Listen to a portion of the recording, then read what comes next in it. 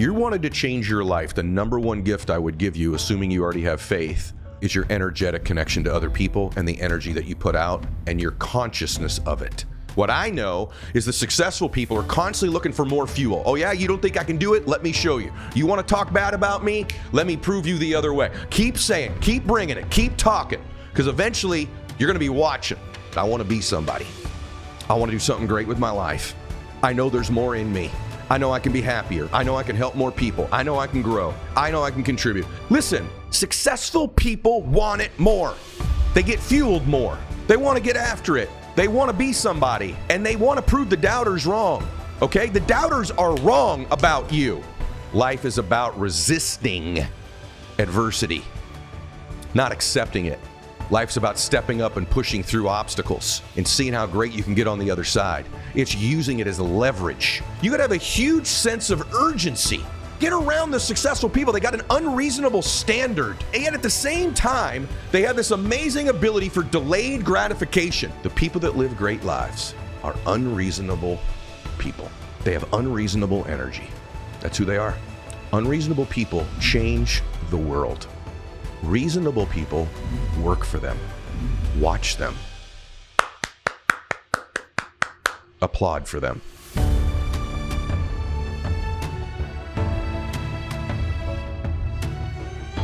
All right, welcome back to the show, everybody. Very grateful you decided to join me again this week, and I know that this week's going to help you again very much in your life. What I'm going to talk about this week is some of the invisible things that successful people do that the unsuccessful or the average and ordinary don't do. And oftentimes it's invisible. You can't really see it if you're not knowing to look for it. It's not taught in success classes and personal development, certainly isn't taught in school. And if you don't have somebody like me tell you about this, you'll miss it. And so here's one of the things that I know to be true after 54 years now almost on this earth.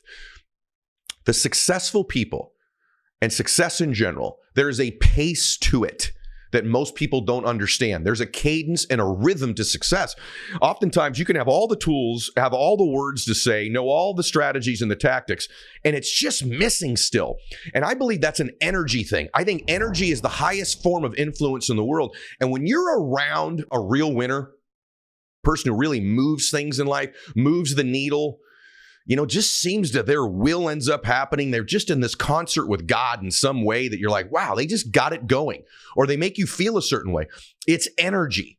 And there's a pace and a rhythm to successful people. Some people don't have enough of it. They don't bring energy to the table. They lack it. Most people are even oblivious to the fact that they're bringing any energy. So that's one person. That's most people.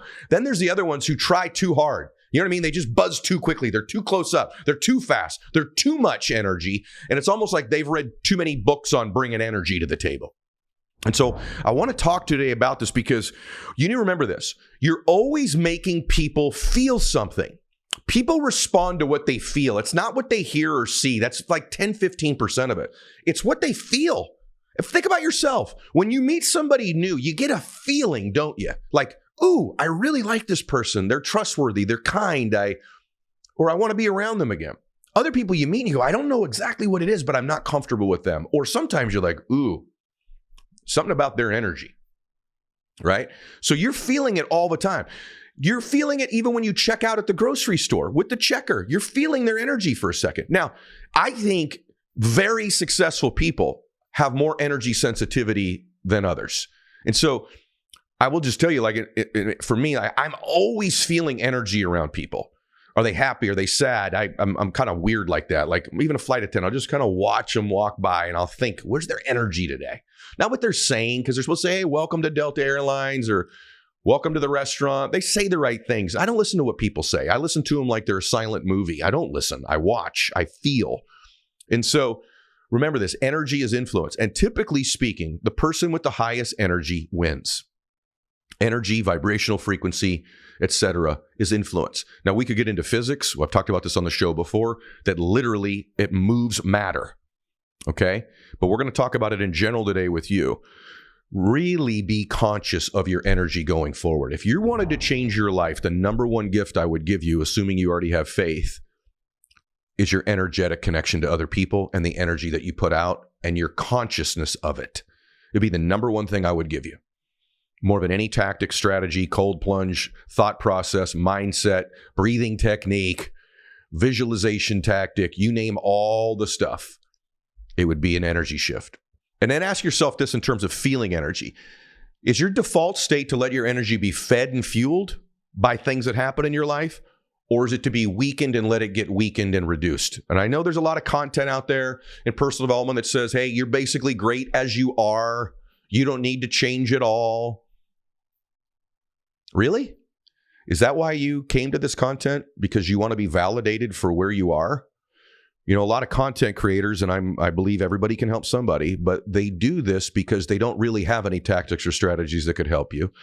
And what they want is likes, and they want you to like them. And so the easiest thing to say to somebody, and I think it's cruel, who's come to say, I want help, is to go, oh, you don't need any help. You're just great the way you are. Well, there's a difference between love and liking ourselves. And you wouldn't say that to your children who you love. If they brought home D's and you knew they were capable of A's, you would challenge them to do better. You wouldn't just tell them you're great as you are, keep getting D's, unless that was their capacity. And oftentimes, I believe leaders and content creators in general appease people because they truly don't believe in them. Well, I don't have that. I believe in you. I believe you can do better. I believe you can be happier. And so do you. And so there's also the other notion out there right now that's like, hey, just let everything roll off your back. You think Michael Jordan let things roll off his back? You think any great people just said, hey, whatever? Heck no. They use it as fuel. And so what I'm asking you to begin with, there's different types of fuel and energy we're going to talk about, is your fuel, when things happen to you that aren't good, does it fuel you, add fuel, make you stronger, or does it take it away from you? So that is not true that we don't need to change. And it's not true that everything should just roll off your back. And you know that. And you know it. And so, in fact, I don't know anybody successful that operates that way. Not one single person. What I know is the successful people are constantly looking for more fuel. Oh, yeah, you don't think I can do it? Let me show you. You want to talk bad about me? Let me prove you the other way. Keep saying, keep bringing it, keep talking, because eventually you're going to be watching, right? Michael Jordan played his butt off every night, and he was constantly looking to get slighted. He'd make up stories. Tom Brady won 7 Super Bowls, and this guy was still talking about being a 6th-round draft pick when he was 43 years old, constantly looking for a reason to get inspired, a reason to be fueled. Coaches put press clippings up all the time. Do you think, I don't care where your political affections lie, whether you're like an Obama person or a Trump person, you think those people weren't looking for fuel? You think, they just let it all roll off their back? You think they thought they were great as they were? Heck no. They wanted to fight. They wanted fuel in their lives. I can tell you in my own life, you think I can't do something that fuels me. I remember when I started in business, everyone talking bad, even my family, even my dad going, hey, why don't you just get a real job? And he did it because he loved me. I'm like, I'm going to prove it. I want to use things as fuel. And so I want to tell you, you can either play the victim mentality where you're weak and everything that happens to you takes from you, right? And that's too many of you, and I love you. Man, when someone talks bad, it takes from you. You got to use it as fuel. When negative things happen or a client quits or someone on you know how many people I've had in my business go, hey, man, I just don't think we're going to make it. I'm out. I'm like, really? Okay. Well, in the beginning, that stuff used to demoralize me. Then finally, I'm like, you know what? Okay, you think we can't make it? Well, watch when we do. And you know what? I love seeing those people now. It's awesome. I love the naysayers, right? I love people who talk smack in the beginning. They ain't talking anymore, right? You got to use stuff as fuel. Don't let people that you're watching convince you that you can't get better and you can't grow. It's okay to take a few things where you go, hey, I want it bad. I'm going to use this as leverage. Trust me. I know I've had them on my show. I've coached a lot of them. Top athletes, top CEOs, top politicians, right? Top financial people. They use things as fuel. They actually look for it. You want to offend me? I'm glad to be offended, right? You want to underestimate me? Here's the one thing about you. I can promise you, because I love you. I'm talking to you like a brother, aren't I? Right? This is the truth, and you know it. Hey, people are underestimated you for a long time, haven't they? They don't know how damn strong you could be. Now, the last thing you can do right now is underestimate yourself. Don't you let anybody tell you that you can't grow. that it's okay just the way you are. You know better. That's why you came to the content in the first place. There's a part of you all your life that said, I want to be somebody. I want to do something great with my life. I know there's more in me. I know I can be happier. I know I can help more people. I know I can grow. I know I can contribute. I may not know how, but I know I can. I'm not satisfied with where I am. I love me, but I want to grow and get better. I don't really think you can love yourself unless you know yourself. And I don't think you can know yourself if you're not truly being yourself. And so I like hearing stuff like that. Or you can just eat this old big old cake of BS that everyone's feeding you all the time. So you can listen to people that have theories, or you can listen to people that have built something, right? I don't even know what some of these folks that have built. And some people have built things, they can't even tell you how they did it. But do you think Michael Jordan let things roll off his back? How about Elon Musk? How about Joe Rogan, Dwayne Johnson, Serena Williams, Martha Stewart, Barbara Corcoran? These people are competitors. Life is competitive. Business is competitive. There's levels to this game. You got to get a little bit competitive. You say, well, I'm just not that competitive. That's a lie. Yes, you are. You're at least competitive with yourself. See, it comes down to, you're going to go through Jesus Christ. And listen, guess what? He believed so deeply in what he was going for, which is salvation for you, that he was willing to die for it. Romans 12 verse 2 says, this verse says, do not conform to the pattern of this world, but be transformed by the renewing of your mind. Whether you're a Christian or not, you got to renew your mind. You got to start to look at adversity as fuel, setbacks as energy. And then guess what else? We live in a world that's constantly trying to shape us into something we're not. It's easy to get caught up in societal pressures and lose sight of ourselves. Romans 12 verse 2 encourages us to break free from these patterns. That we're not a victim, that I'm not going to be average and ordinary, that this life is not just for the people from the right side of the tracks, that I'm going to have setbacks. That doesn't mean it's not worth it. Your setback can be a setup for your comeback. And I won't be quoting scripture to you all the time, but Proverbs 16 verse 3 says these words, commit to the Lord in whatever you do and he'll establish your plans. Partner up with God. Get fired up and excited about your life. If he's with you, nobody can be against you. But you got to compete. Listen, successful people want it more. They get fueled more. They want to get after it. They want to be somebody. And they want to prove the doubters wrong. Okay? The doubters are wrong about you. Not right. The people who are telling you that you can't grow or, hey, it's all right, whatever happened. No, it's not. And you know it's not. Might feel good to hear that crap, but you know darn well you're supposed to step up and do something great with your life. Any slight, Larry Bird, Michael Jordan, Kobe Bryant, Barack Obama, Donald Trump, Elon Musk. Heck, take any great mom out there. Listen to me on this. Any great moms. What happens when some kid's bullying your kid at school? Or some teacher's not being fair to your kid? Do you just go, it's all right? What do? You protect that baby of yours. I remember when we had kids, when they were little, man, someone messed with our kids, you didn't want to mess with mama. You did not want to mess with a mama protecting her baby. And you dads out there, especially you dads with little girls, what if some teenage boy decided he was going to break your daughter's heart? Huh? You're there to protect. And you know darn well, it's not okay. It's not okay. Life is about resisting adversity, not accepting it. Life is about resisting it. Life's about stepping up and pushing through obstacles and seeing how great you can get on the other side. It's using it as a leverage. Now, knowing most people are going to go the other way. They're going to let it beat them down. They're going to begin to believe it. Let me say the other thing to you. When you're a competitor, here's some things you need to know. You got to talk faster. You got to move faster. You got to pick up the pace. One thing I'm always telling people when they're around me, man, pick up the pace. Pick it up. It's got to be faster. Speed matters. Speed to market, speed to execution.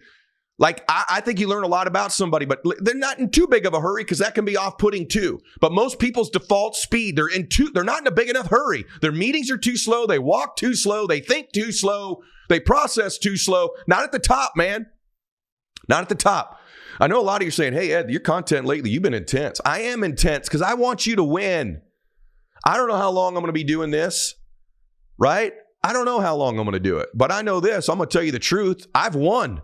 I've watched a lot of other people win. I've coached a lot of winners. I've had a lot of them on my show. There's a through line. They're in a bigger hurry. They compete. They bring big energy. They look for leverage.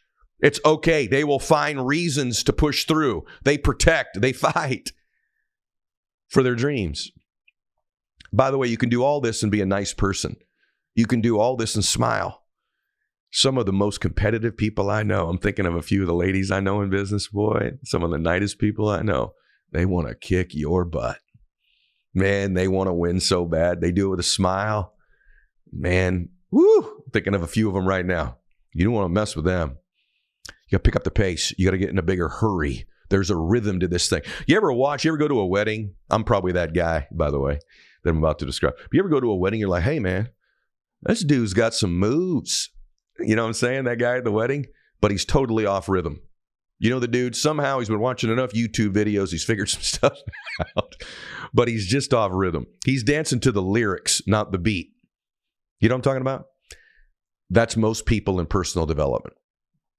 They've learned the steps. They're just not in rhythm. They're not on beat. It's not quite fast enough.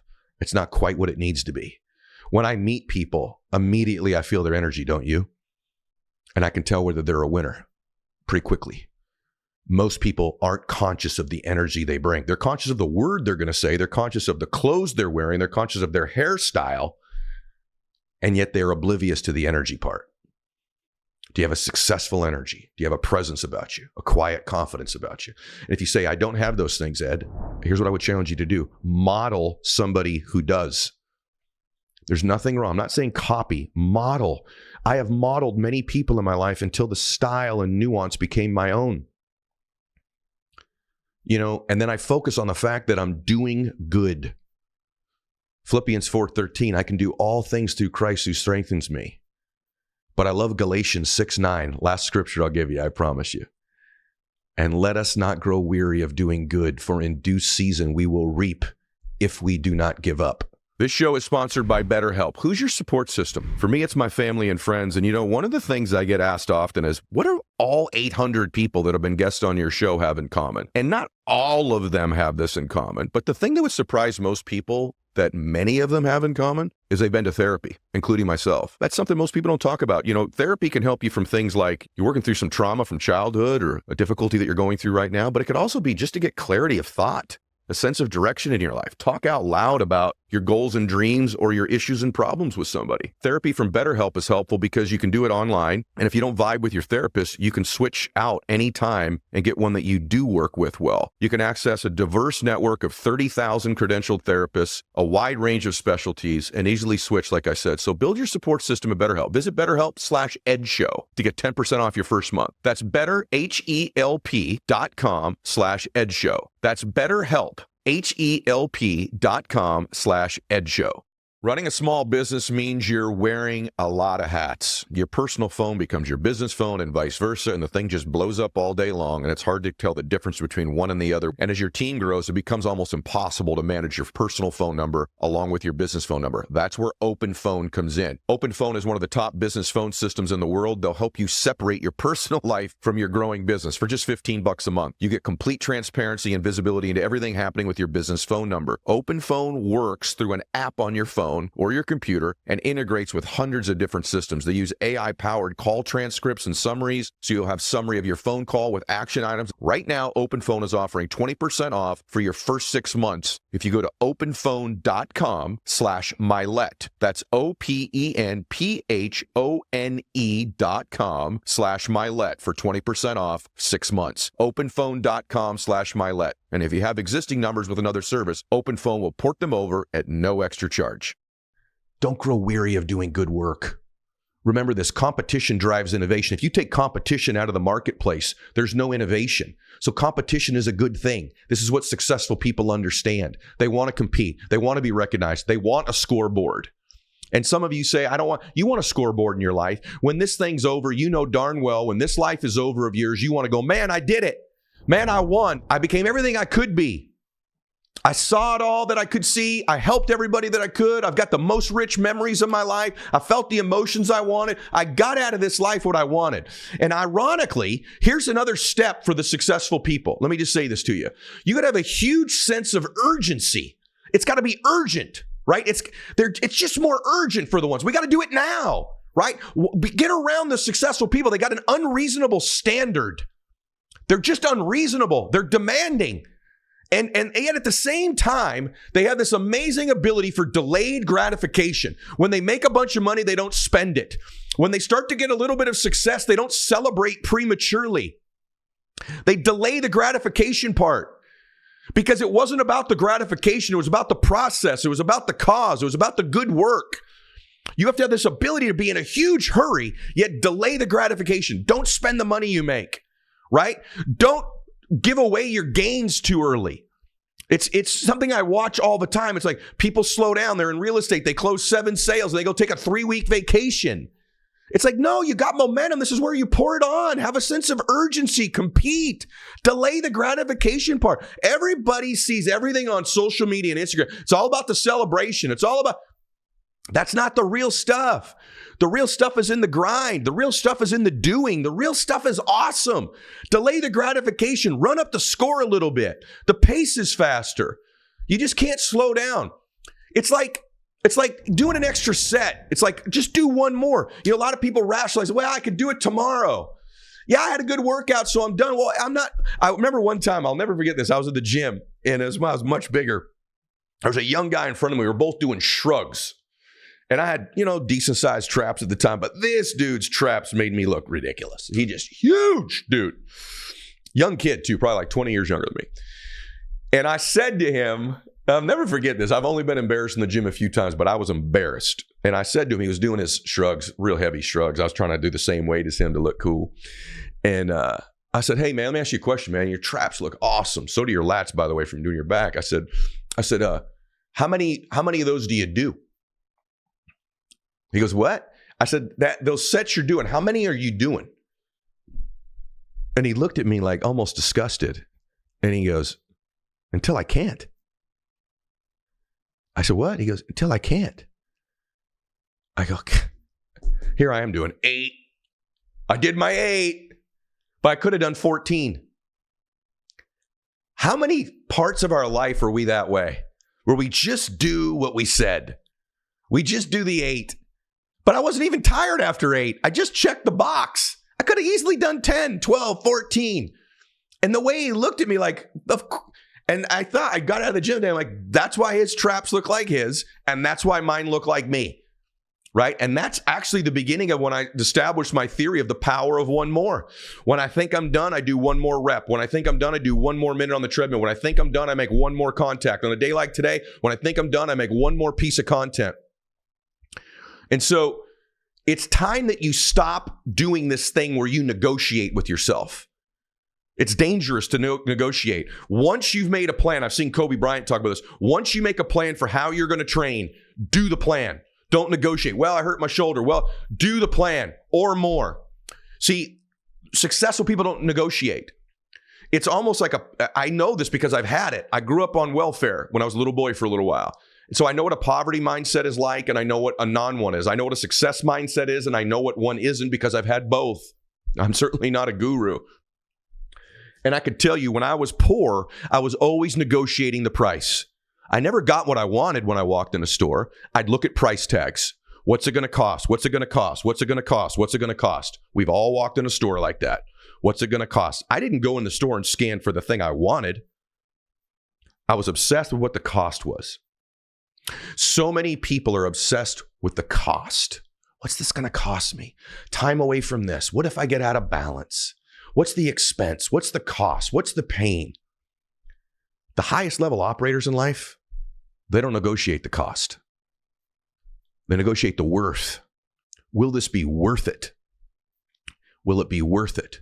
And because they look at what it's worth, they don't negotiate with themselves. And because they don't negotiate with themselves, they get the best of the best out of life. If you're going to constantly be in negotiation with the price tag in life, you're always going to get the bargain basement stuff on clearance. You do not want to live a clearance life. I got a deal. I cheated the game. You know how you do that? I bought this thing. I cheated the game. You can't cheat the game. There's no cheat in the game.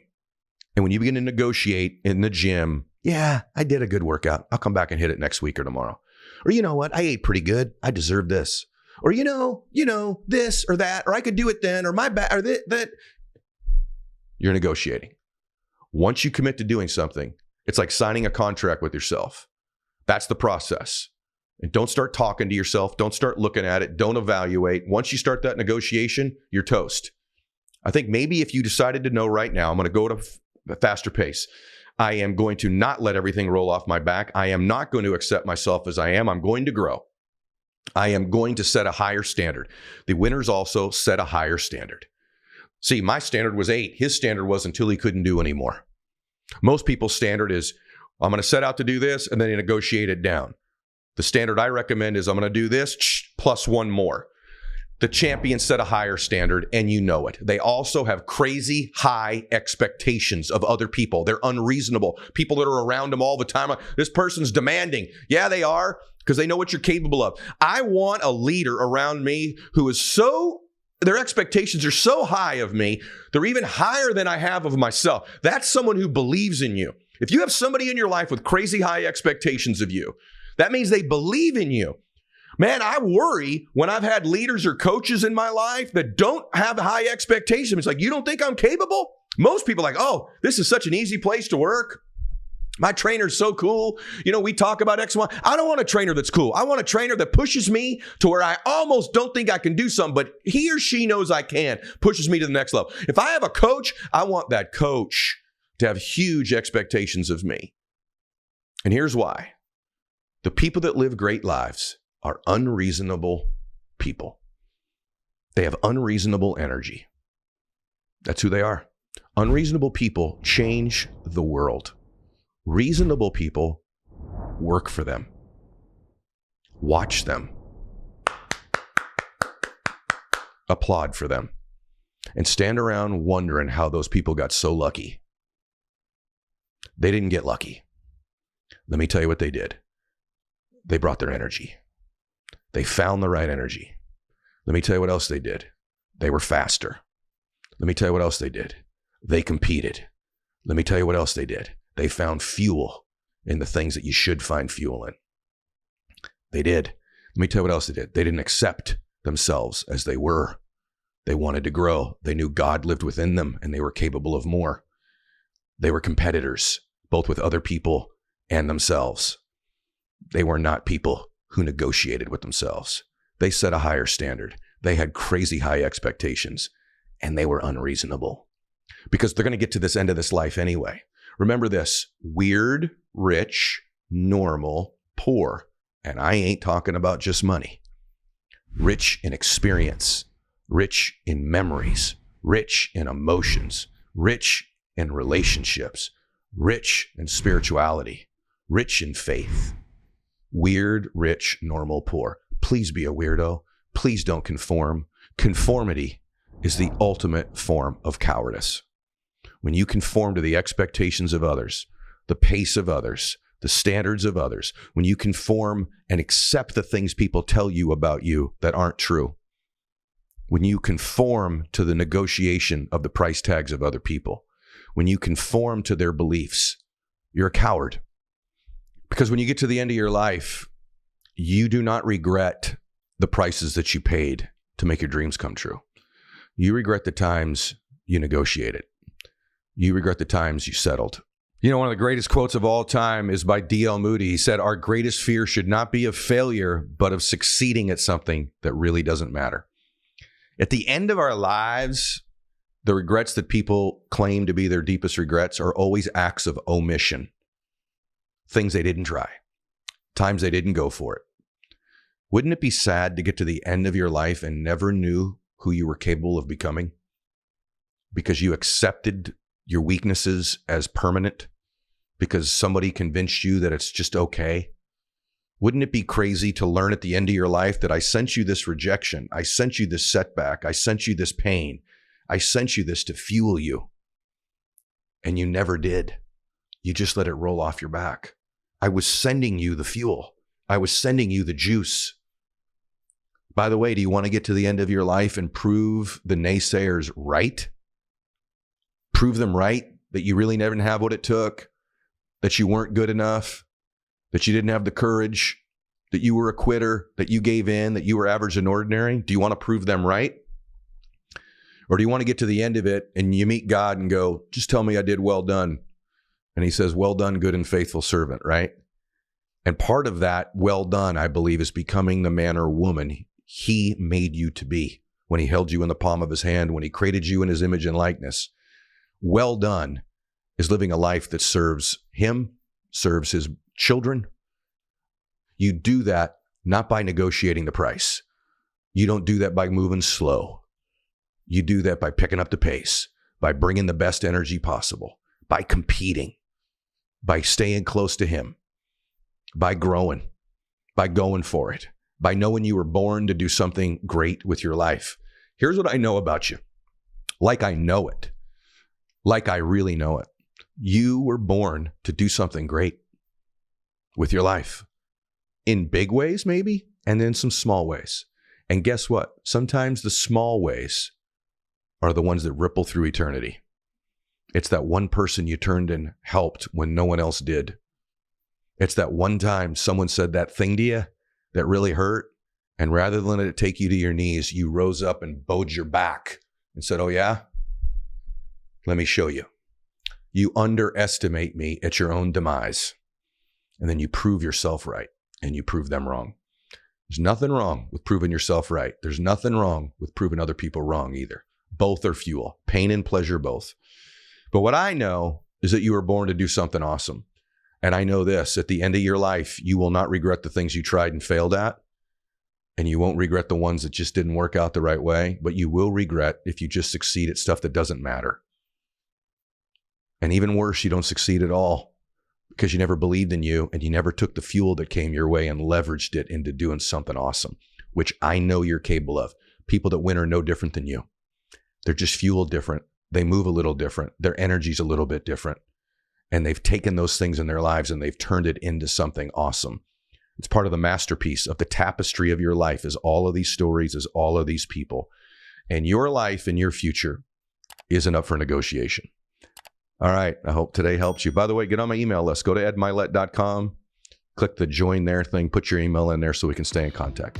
God bless you. Max out.